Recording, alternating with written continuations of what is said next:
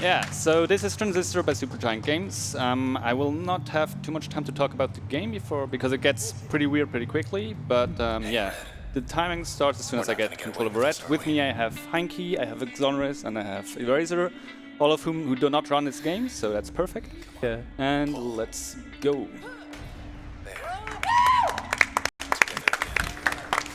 Alright, so this game, first of all, it has a pretty interesting combat system. So it basically has two modes. You have the real-time mode, which you see right now, where I basically execute attacks as soon as I press them on my skill bar, or I use the hotkey. And then there is a kind of turn-based mode that we will get the tutorial for now. You will see it's called Turn. So basically the time is frozen and I can move wherever I want to. I can use whichever skills I want. But you also see at the top there is kind of a bar that empties the more skills and movement I do. And so I'm limited in how many actions I can plan, and as soon as I stop turn, all of these actions are then performed. Which is obviously very powerful, but it also leaves me very vulnerable because all of my skills are deactivated as long as my turn is on cooldown. The other thing I really need to mention, because soon the two routes will split, is that I'm running low percent. This is in fact the only low percent run in the entire marathon, amazing. And low percent means I have to finish the game with the least amount of experience as possible, which should be level 3 and 40%. I hope I didn't jinx myself with that, but that should be good. So as I said, here already comes the first change to the route, because soon I will go out of bounds here, or at least I should try to. And to do that, I need to defeat this enemy while I'm down here, because soon we will be forced to move upwards. And if I activate turn just before that, yeah, you will see Red, who's the main character, zips up like that. And now if I activate turn, I will not have any collision, which allows me to go straight out of bounds. Skipping the rest of the tutorial, which would give me roughly one more level of experience. So right now I'm in turn, and there is like a building block in front of me that I'm just passing through right now. And with that I'm out of bounds. And while I go to the next skill, I think we already can talk about something else. Let's talk about a donation. $25 from Roba XD that says, "Let's go Cadarev!" Thank you very much, Rob. There we go. Currently I'm trying to find my way. Yeah, I think I overshot it. So yeah, I'm trying to get to the next part of the tutorial where I would... Yeah, there we go. So over here I will pick up my fourth skill, completing my skill bar, which will be a very important skill. It's called Jaunt. And what it's basically is kind of, it zips me forward for very short distance, which is not the impressive part. The impressive part is, on one hand, it's the most, it's the fastest way of movement. So you will see me basically use it whenever I'm not in a combat. And more importantly, arguably, is the fact that it kind of only considers your starting and ending point. So anything in between it just jumps over, which allows us to use it for most skips. But yeah, so basically this is what it looks like. I'm now mashing just 4, and yeah. If you don't like the sound it makes, then you should get used to it. But yeah, now I'm basically just making my way to the end of the tutorial, at which point I will climb on the bike and go into a cutscene. The cutscenes in this game we can't skip. It would be very helpful, but on the plus side they're very well done, very beautiful, just like the rest of the game. So it's not too bad to just watch them. They're not that long, and as I said, they're very beautiful. And since that soon will be the case that we're in a cutscene, yeah, we can, I guess, talk about something else again. Of course, we have another $25 coming in from B that says, "Had to donate for my favorite game of all time. Super excited to watch this run." And I just want to remind everyone that we do have another donation incentive coming in for Backtracking by True Black Shark, which is only $215 away. So if you want to get in those donations, get them in towards that donation incentive, because you do want more content for the marathon. Yeah, thank you very much for that donation. And I agree, this is actually also my favorite game, so it matches up perfectly for me. So yeah, considering the story, we're playing as Red, who's a singer, and she got attacked by an elite group of 4 people who call themselves the Camerata. She was supposed to be killed with the Transistor, which is the sword she's carrying. The problem is her boyfriend kind of guarded her from the attack, and now he got killed, and his mental state was absorbed by the Transistor, which is why our sword talks. And Red has become silent, or mute, and yeah, now we kind of have to get out of this mess. So here's where we will skip another fight, just by carefully going around the boundaries. So if I would slightly deviate from this path, I would trigger the fight. Looks good, yes. And now we'll do something that is PC exclusive. So in the PC, if you click on an object, like this door down here, it gets queued up. You saw maybe the prompt down there real quickly. Which means next time I pass by it, it will automatically get used. Obviously with console you don't have a mouse to point on things. Which means I activated the door while I was way ahead of it. This is a save point, by the way. Here I can change my skills. I will do that so I don't, so I don't always get the prompt that I haven't used my skill, please. Oh, never mind. Yes, thank you. Okay. Next up. And here I will again queue up this save point. Again, I can then use it later on. And this time I will use the save point, but the rest of my actions still get used. So I will jaunt further down. And now I activated the fight. And I really hope you like watching menu screens like this, because a lot of skips will use this fact. Yeah, so now you can maybe see, maybe not, that turn has activated. This is because I reached 0 HP. And now I can basically freely move while having this menu screen up. And that kind of breaks the game, because as soon as I cancel out of it, I should be in a state of no collision, assuming I'm in a forced movement transaction like this. So when I go through doors, or I use elevators, or I use a bounce pad, I'm in a forced movement transition, because like red gets automatically transformed from one point to the next. And if during such a transition you cancel out of a menu screen, you end up in a state of no collision. And that let us skip another fight. So speaking of skipping fights, here is another example. This one is just very weird level construction. So here we can simply just jaunt out of bounds. And yeah, you can't see me now, but you can see the camera moving, so you know something is happening. And from here on out, I just have to press very precise precision directions. And now I kind of, very, very good. So yeah, here I have to point upwards right for 15 seconds. So that's why it's very good that the timer is right there. So I don't have to count. And what I'm trying to do is I try to get to the cutscene that triggers the first boss fight. That was maybe a bit, it looks good. Okay. So yeah, now it's not too much longer. Soon I should trigger a dialogue. Please. When I first saw you up on that stage back there, it was like everyone loved you. That's the save point. Everyone except for them. Soon. Yes, okay. And now I just need to hum, which is the only place in the story where you really need to hum, which is like an extra thing Red can do, and that triggers the next cutscene, which again, very beautifully done. So I will probably just be quiet, or I will not be quiet, but I will try to explain the story for a bit. Yeah, so this kind of shows you the story I mentioned earlier. So Red as a singer, and now you kind of see the attack happening. And after this, as I said, we will do our first boss fight against one of these 4 guys, or in this, well, 4 guys. In this case, it's a girl. It's Sybil, who should pop up right there. But she has been absorbed partially by the alien entity these 4 guys released upon the world. So their goal is to eradicate the entire city and build them up freshly. But the alien entity they released kind of got out of control, and now we have to fight them. Both these 4 guys and the aliens, which is what I've done so far. But yeah, after this cutscene, there's just a small flashback. You may recognize this as the starting point of the run. And then the first boss fight starts, which is very different from any %, because in any % we can one-shot Sybil in every single of her 3 stages. But that would require an extra skill, which we have not gotten, because we're still level 1, while in any % we would be level... sorry, we're level 2, but in any % we would be level 4.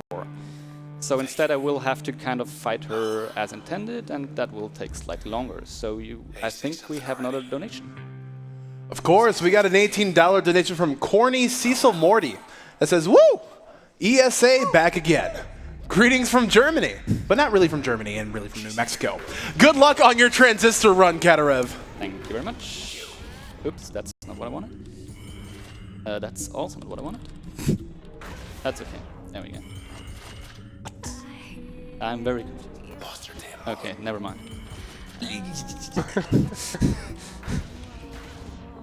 That is absolutely not what I wanted. Yeah, there we go. So yeah, Sybil has 3 phases, and each phase she has more HP. and she will now start to spawn some enemies. I will try to lure her to the upper left kindish corner while getting rid of these weeds, because they can regenerate her health if she gets close to them.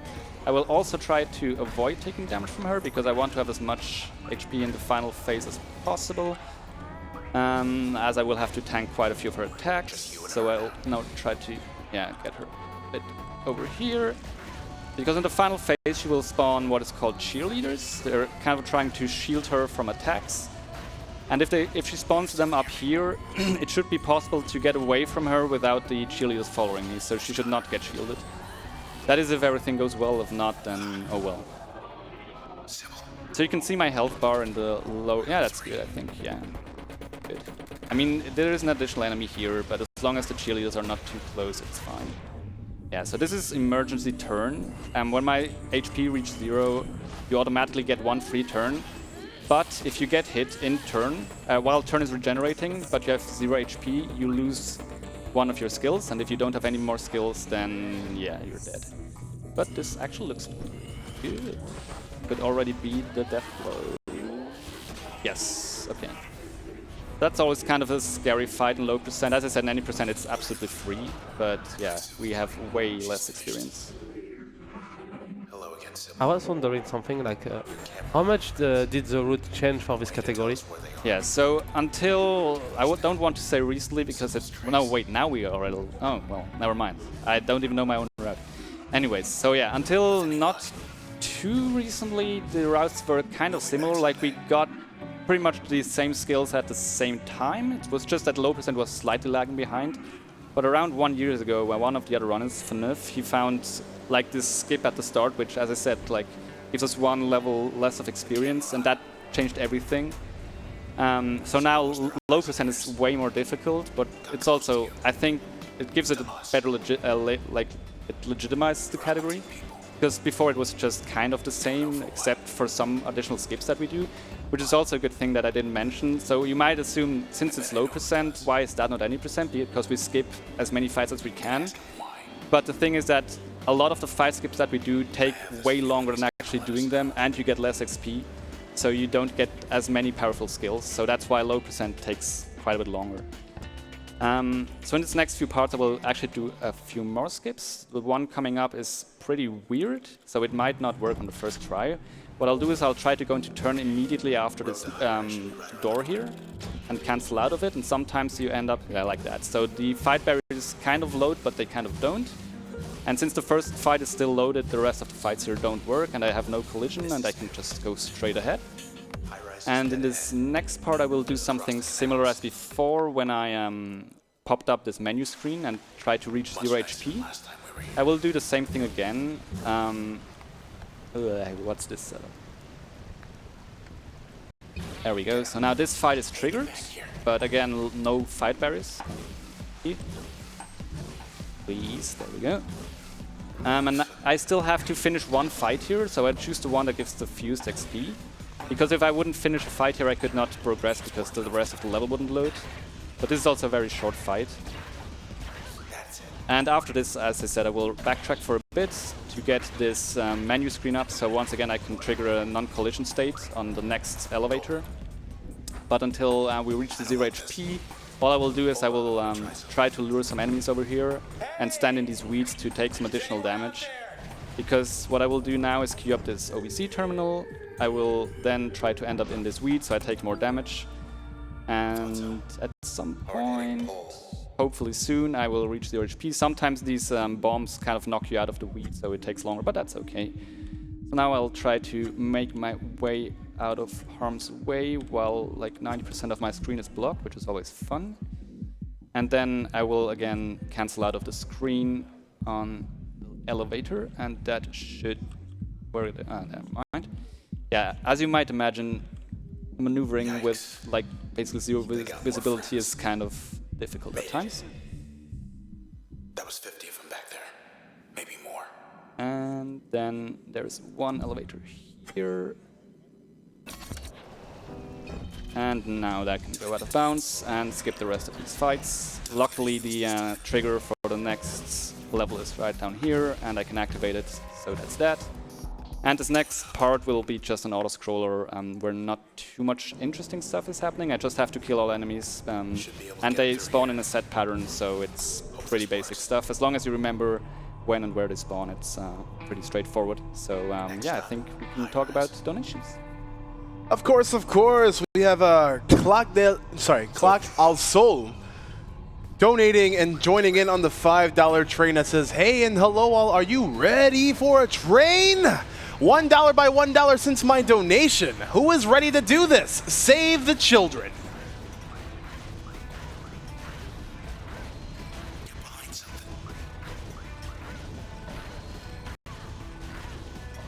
Is there any risk of you dying like in that fight or in some common fight like that? I mean, outside of bosses. This one was pretty bad because somehow the one of the enemies got stuck down there and I couldn't really hit it because it automatically got regenerated. But that one is pretty safe. As I said earlier, like dying in this game is semi-difficult because each time you reach 0 HP and get hit, you only lose a skill, so you kind of have multiple lives. Oops. So. I'll come back to you. Yeah, sure. Because here I have to do another skip. That is safety saved there. So I will again try to drag this save point into this fight. Because now I saved inside the fight and I can reload the state. So now only one enemy spawns. Okay. The interesting thing about this fight is you can actually skip it, and in any percent we do. But if we do skip it, the game would softlock on a later skip that is way more worth it. So we still do this in low percent and not in any percent, which is kind of like not something you would expect, but you have to deal with. What? Okay. And now I have to find my way to the save point in the upper left corner somehow, but I'm not lucky enough that the objects are rendered, so I kind of have to find my way. I'm really confused about this. Oh, there it is. That's what I was looking for. Yeah, you can imagine that not seeing where things are is kind of difficult because now you can kind of see where I'm going. Luckily, the game has this kind of autocorrect function where if like your jaunt fails, red will just pass through objects. But now I basically activated that elevator, and I can proceed without triggering the next fight, which is really cool. So yeah, dying can be a problem, especially in the boss fights in this category, because as I said, I don't get most of the powerful skills.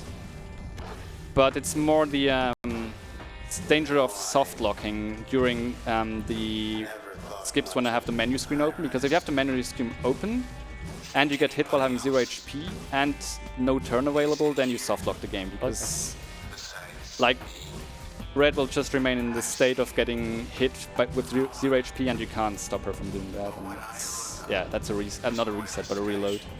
And depending on the skip where it happens, it can set you back quite a bit, which is also why my estimate is pretty lenient. In before Jinx.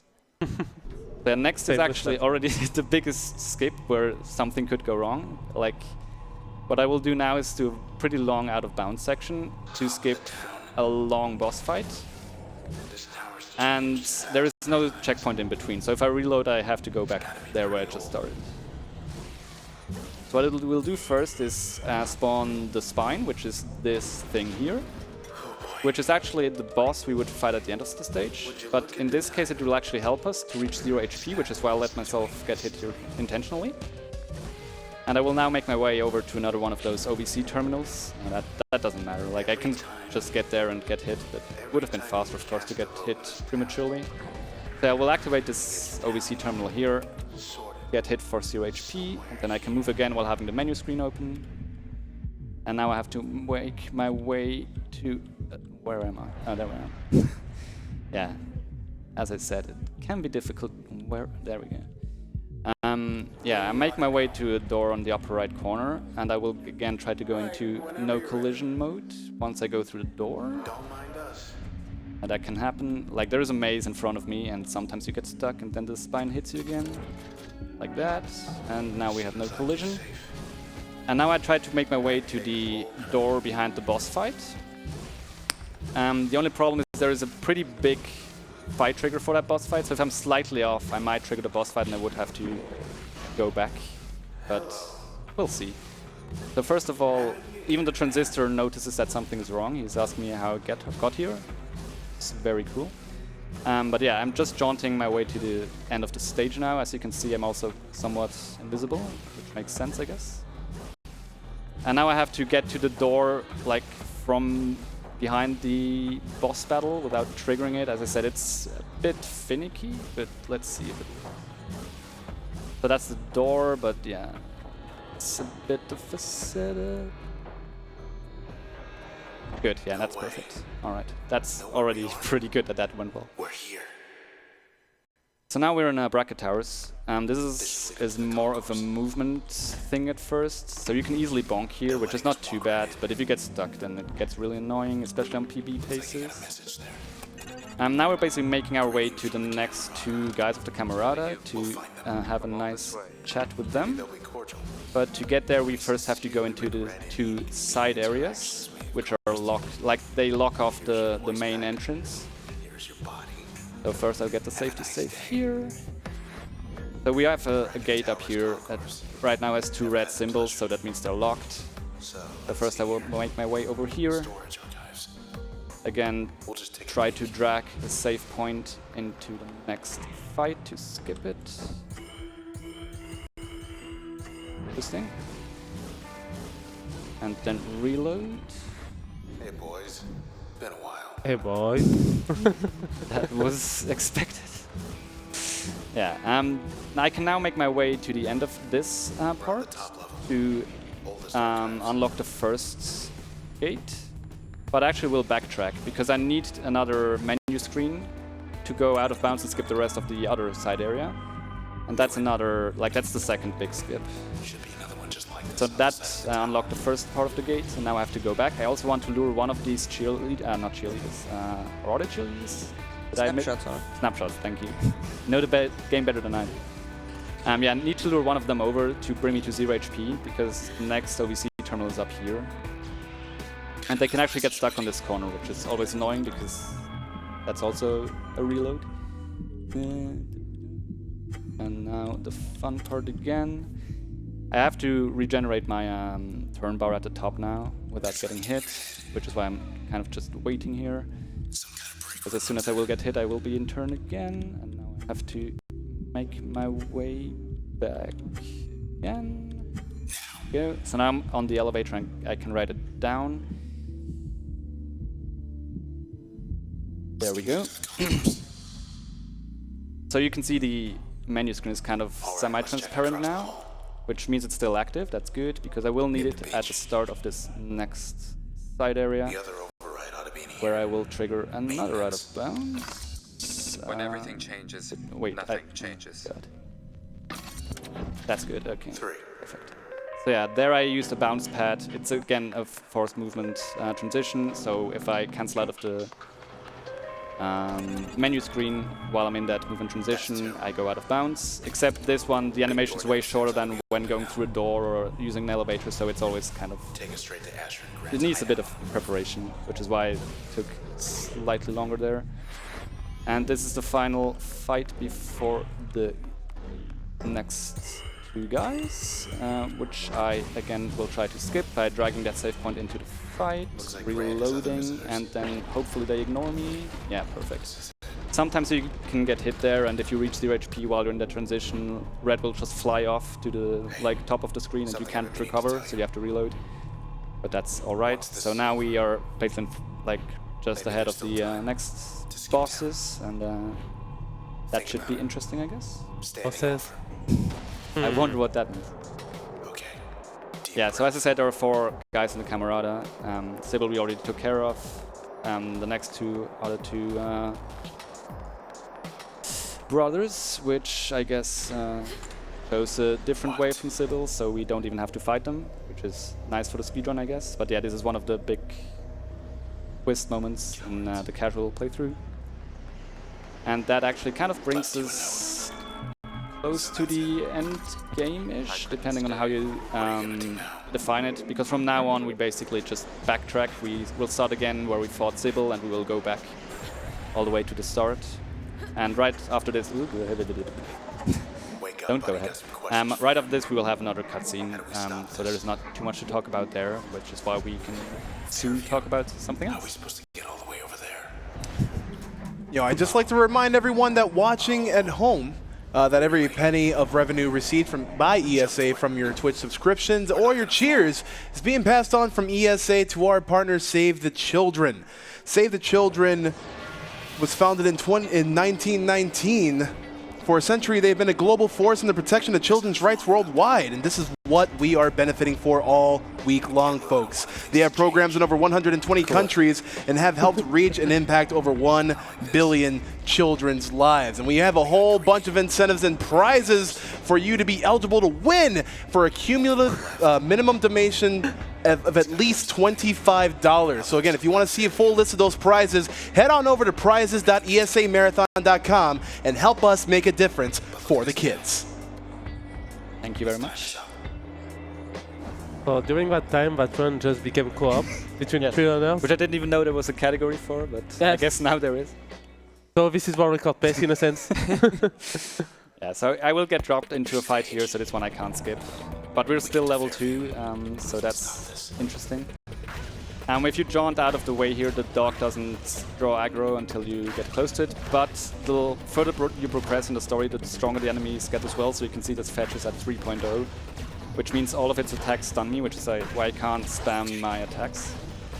But now I can go into turn and just push it off. And after this, I will lose my skills get deactivated for a short while, just for like cinematic reasons or whatever, I guess. So I want to use as many of them before they get deactivated by just jaunting into that alleyway. And now I just have to point where I want to go. So if you want to play or want to run this, ideally you would run it with a controller as well. Like you can change on the fly. If you do an input on the controller, it automatically recognizes that. Because sometimes it's better to use the controller since you have like more angles you can run at. But in general, keyboard is preferred because of the mouse clicking, as I mentioned earlier. Here we'll do another skip by jaunting in a not like that. I want to jaunt in a very specific like corner of the next area. For that, I need to line up on that pattern there on the wall. Thought this was yes. So now you can hear the battle music started. Yeah, no fight barriers again. Again, my skills will get deactivated here. And now we're into the next area. So maybe you, as I said earlier, remember this area. So this is where we fought Sybil. This is where I did the first out of bounds.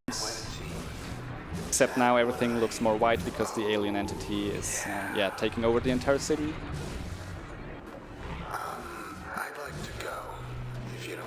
Well, I'm trying my best.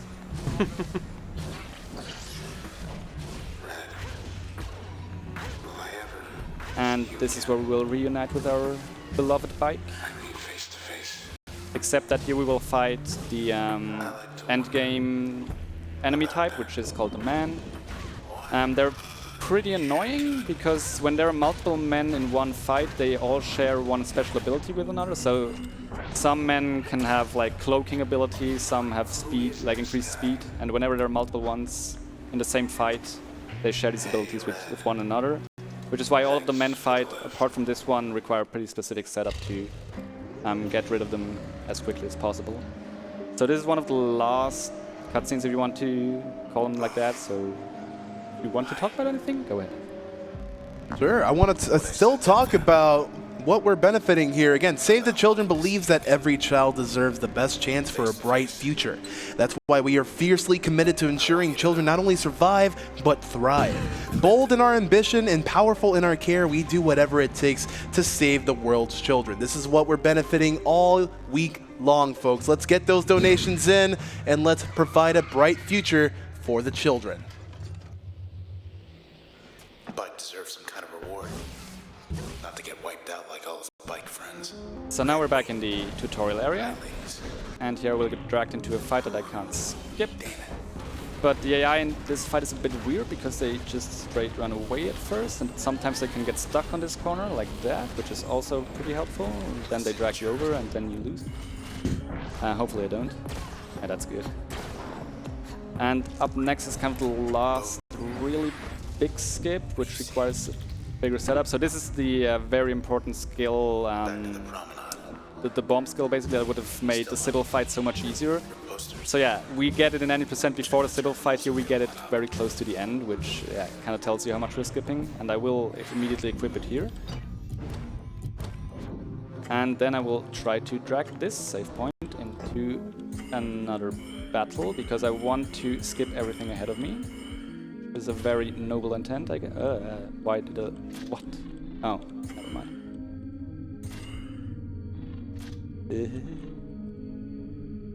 Okay, that should trigger them. Yeah, I'm trying to trigger specific enemies there, and with the... Smile. Yeah, so with the checkpoint reload here, they should be inactive, exactly.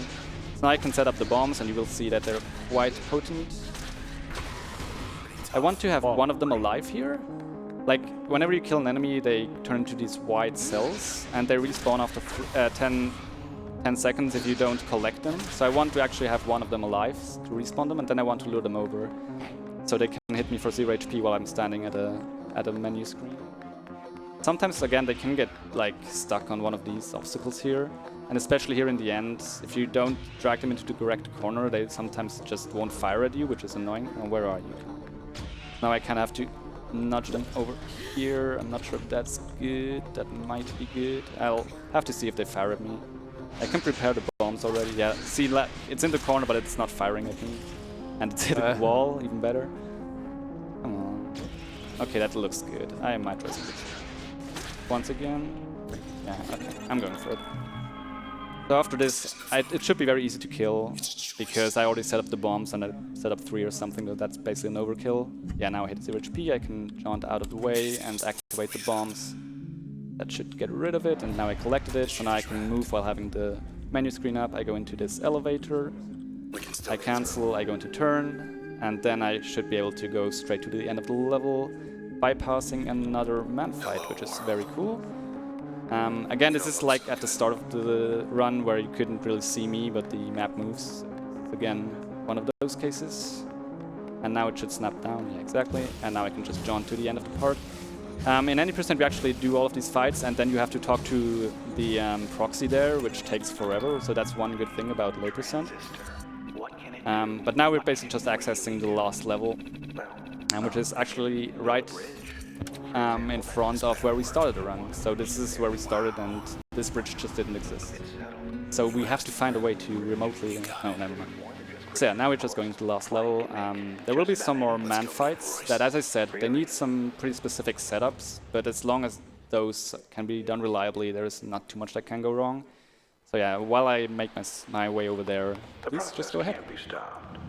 We also have a $20 donation coming in from Taru, and I just wanted to squeeze in the fact that we still have a donation incentive that is to be met quite soon. The Kaizo level showcase in Vectronom by True Black Shark has already made headway at 85, but we need a total of $300. That's a little bit over $210, guys. So keep those donations rolling for this really, really awesome incentive, because that game is actually just a couple of games away. So these are men. They use projectile. What am I doing? They use these weird head projectiles. I like how it said, as long as you have setups, nothing can go wrong, and of course something goes wrong. Yeah, these head projectiles are homing, and they increase in speed. Okay, now I got rid of that one. I usually get rid of the other one first. They increase in speed and potency as long as, like, the longer they're out. That's why you usually want to get rid of them pretty early.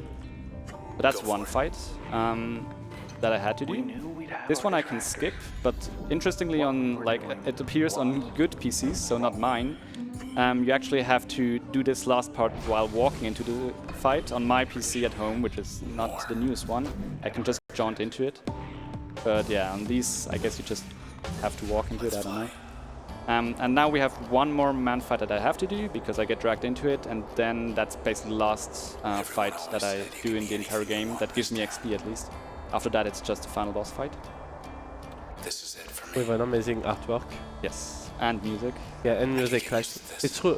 We didn't talk a lot about the music. Sorry. But yeah, no, it's okay. I mean, the one is more important. But yeah, the music is just amazing. Like in that game, like everything is really good. So now I'm fighting 3 men. Luckily, this one decides to be on his own, which is good. So the other 2 are usually grouped up over here. Good. And now I can... Okay, there. Where are you? Okay, still good.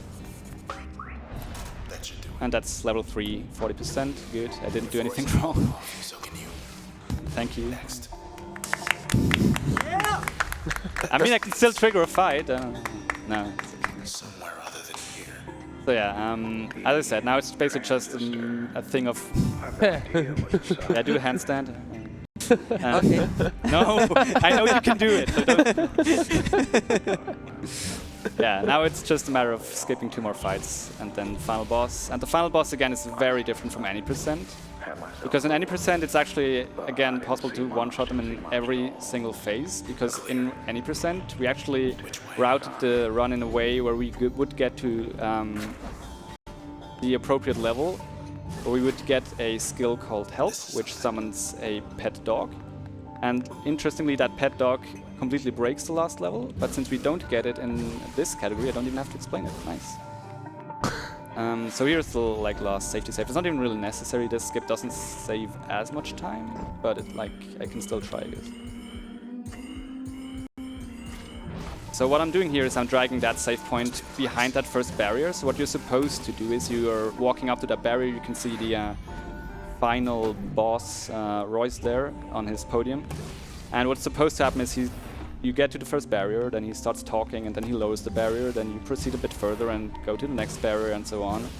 But if you save behind that first barrier, which you're not supposed to, because you're only supposed to save where the save points are, yeah, they have no collision basically. And this is the teleporter that brings us to the final boss fight. And as I said, I can't really cheese the boss fight, so I kind of have to fight him straight on, which is also very different from how we did it previously. So I hope I'm up to the task, and since this takes like another minute until we're there, it's appropriate time for the last message, I guess. Of course, let's keep these donations rolling in as we have a whole bunch to offer you again. Thanks to our sponsors at ViewSonic, we have a couple of bundles for you. The ViewSonic XG240R is only a minimum cumulative $40 donation throughout the entire week, and again, those are the glorious monitors that our participating runners are playing on right now. So speaking of new computers and new equipment, you can let yourself one of them.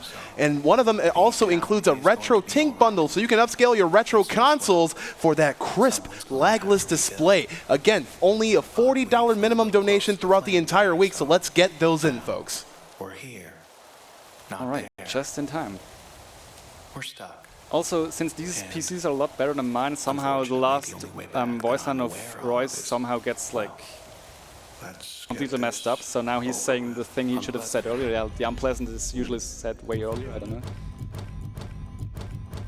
So yeah, Royce has 4 phases again. He doesn't get more HP, but he definitely gets a lot more annoying the further he goes on. And he has turned himself. In any % he only gets this one, because afterwards we one-shot him each phase, but he will get a lot more turns, which always takes a very long time.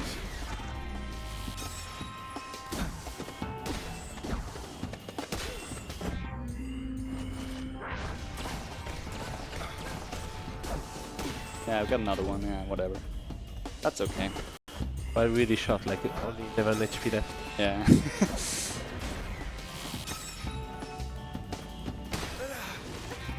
I will definitely lose at least one... Oh, yeah, but if he's cloaked, you can't damage him at all.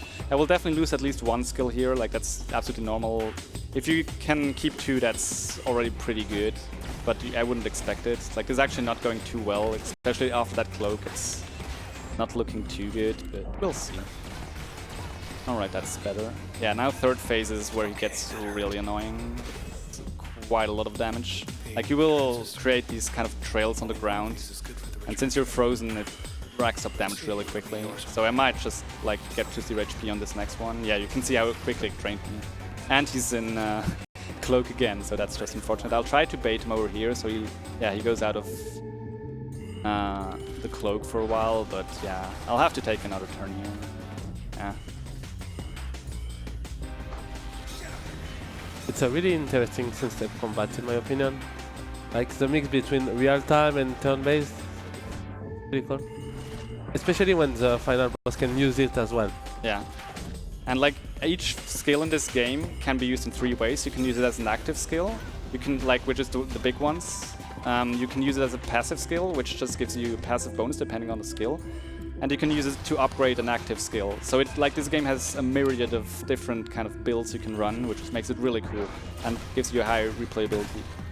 Then I will lose my next skill, but we're like halfway in the last phase, so this should be right. It wasn't the best fight, but it's it. Yeah, this is a pretty weak skill that I'm using now, but it debuffs the enemy, so he takes more damage, which is why it's always good to use that one before I use the other ones. And as you can see, Royce really likes to talk before he does anything. You obviously want to have him use turn as like the amount of time as possible, but sometimes just, yeah, he will do it another run, whatever. And even if he runs away, that's even worse, because you can't keep up with him.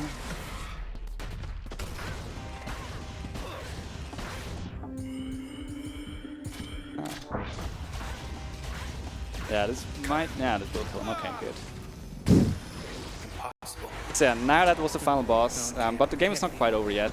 We still have to liberate the city, which by now has been consumed by the entire alien entity. But since we're the only one with the transistor at full power now, we have basically free reign to do what we want, so of course we liberate the city. And time will be as soon as I have the final interaction with the final white block, which you might recognize from the start of the game.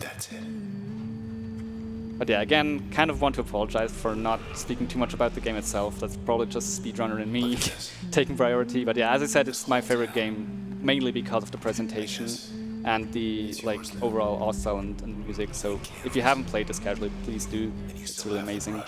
And since we have like 30 more seconds, I think we can squeeze in an explanation. We have $5 coming in from Patty2 Plays that says, pretty fun event so far, thanks to all the volunteers and the runners. It definitely has been. So now it's just one more block. And basically, I mean, I will not spoil it, you will see what happens. It's the second big twist in the story. So if you don't want to get spoiled, I would try to mute the stream or whatever for a while, for a minute or so. But yeah, this is like kind of the end of the episode. Wow. Amazing time, honestly. Amazing time. I mean, the time is pretty close, RTA to my PB, but that's mainly because of the loading time. Of course, but yeah, it's still really good. I'm really happy with this. As I said, the estimate was quite high because of the different skips I could have gone wrong, but I got off them first try, which is really good. But yeah, this kind of is the end. Where Red decides to not, because the only option she would have otherwise would be to live alone in the city by herself, so she takes the other option.